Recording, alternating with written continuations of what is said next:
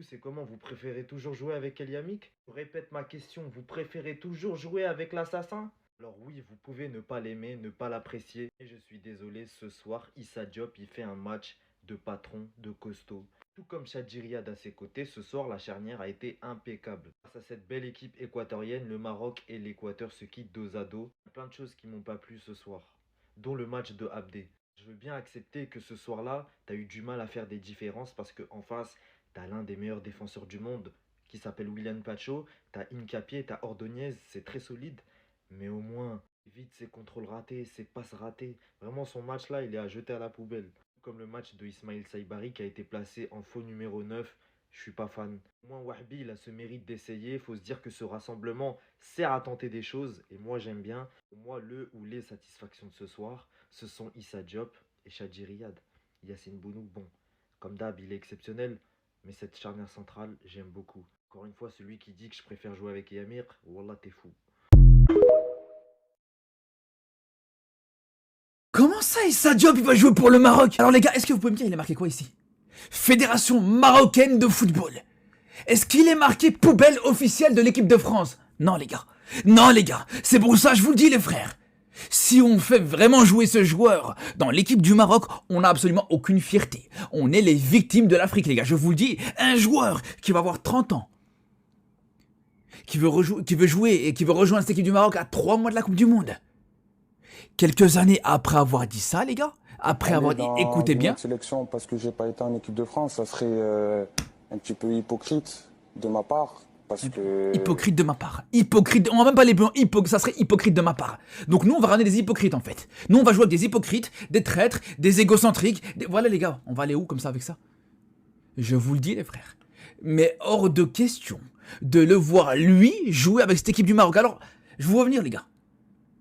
C'est pas du tout le problème qui s'appelle Diop ou sa couleur de peau ou des choses comme ça, les gars. Moi, ce qui me pose réellement problème, c'est cette déclaration, les gars. Le mec te dit ouvertement, il te dit ouvertement, les gars, si je joue pour une autre équipe que l'équipe de France, je serai hypocrite. Cette déclaration que tout le monde a vu plutôt, que le monde entier a vu, que toute la France a vu. Je vous dis, les gars, si le mec joue pour le Maroc, on sera la risée de l'Afrique. On sera littéralement la risée du continent.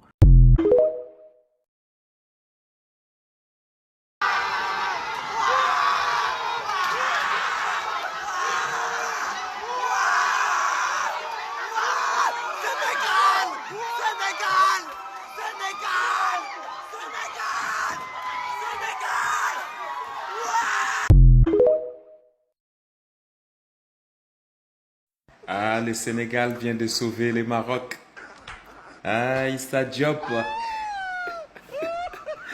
Diop Adjibo. Donc les gars, vous voyez, c'est la famille, hein? Il a été énormément critiqué avant cette Coupe du Monde et aujourd'hui, il est en train de pondre une masterclass. Que ça soit défensivement et offensivement. Les gars, il est en train de sauver les Marocains. Issa Diop vient d'envoyer une tête pleine lucarne. Et regardez, il était à côté de qui pour jouer ce duel? Van Dijk, qui est probablement plus grand que lui. Mais non, il a été là chercher comme un bonhomme. Et ça, les gars, j'ai pas arrêté de vous le dire. On a une nouvelle fois une preuve. 1% de chance, 99% de foi. Et c'est ça ce qui fait la force des Marocains actuellement. C'est une équipe qui ne lâche jamais. Même quand elle est au plus bas, elle continue d'y croire. Franchement les gars, chapeau. Allez chercher cette victoire parce que vous la méritez du moins. Allez chercher cette qualification plutôt. Par contre, bien sûr, dans ce TikTok, je vais parler de Gakpo. Grosse force à lui et à sa femme pour ce qu'ils sont en train de vivre. Là par contre, je me calme. Ce genre de choses-là, personne n'a le droit de rigoler, tout le monde est avec lui, grosse force à lui parce que quand je l'ai vu s'allonger, j'ai pensé directement à ce qui s'est passé, je crois que c'était hier ou avant-hier, honnêtement, force à lui et à sa femme. Les gars, Wallah el-Hadim, j'ai les larmes aux yeux. Ça fait des mois et des mois qu'on se prend la tête sur les réseaux sociaux. Et il a fallu que c'est Issa Diop qui marque le but pour égaliser parce qu'on allait sortir de la compétition. Un Marocain avec des origines sénégalaises. Alhamdulillah, il est marocain 100%. Mais regardez le destin. Ça fait des mois et des mois qu'on se prend la tête. Ça fait des mois et des mois qu'on s'insulte sur les réseaux sociaux. Alhamdulillah, moi je ne fais pas ça. Mais quand même, merci beaucoup Issa Diop. Toutes les personnes qui l'ont critiqué, toutes les personnes qui l'ont insulté, ah bah, allez tous vous faire foutre. C'est tout ce que je vais déjà vous dire, d'accord? Parce qu'aujourd'hui, il nous a sauvé la première mi-temps et là, il vient de nous sauver. Il vient de marquer. Il vient de marquer, donc là, on a égalisé, prolongation les amis. Et ensuite, on va voir les tirs au but. Mais alhamdoulilah, c'est un match serré. Les frères, à la 90e minute, ils montent pour monter avec la tête, pour marquer avec la tête. Regardez le destin, c'est pas beau. Regardez le destin. Donc, force à nous les frères, on tient encore.